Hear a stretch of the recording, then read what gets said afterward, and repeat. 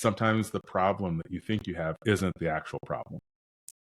And Okay. leadership is about solving that problem, whether it's real or imagined, right? So you've got to, even if it's an imaginary problem, you still have to understand it before you can solve it. Yes. If you don't understand problems Yes. before you solve them, that just makes you a politician. I absolutely love that. Um, Miguel,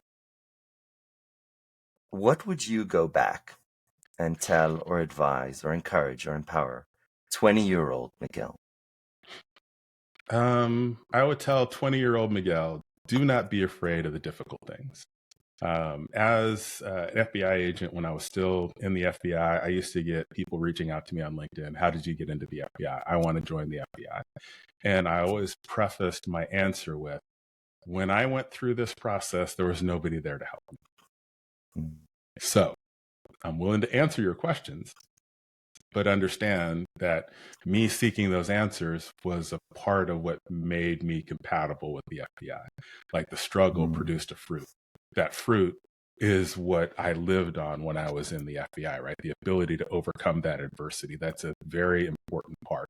And so I would tell 20-year-old Miguel, live in the adversity. Don't be afraid of that adversity. Take time, slow down, right? Whatever it is that you're afraid of, when you sit down, identify what that fear is, because, right. So we have a business world. In this business world, we have misplaced fear.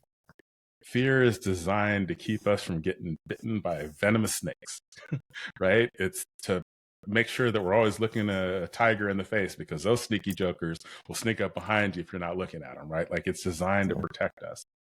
Very few times in the business world do we have a something that's going to cause us, like life threat. It's not. So all of our fear responses are designed to protect our lives. And so I would tell young Miguel, it's like, look, understand what you're afraid of, and it's not going to impact your survivability, right? So Right. put your fear in an appropriate place, understand it, work through it, and then just realize, hey, you're going to be okay regardless of these outcomes.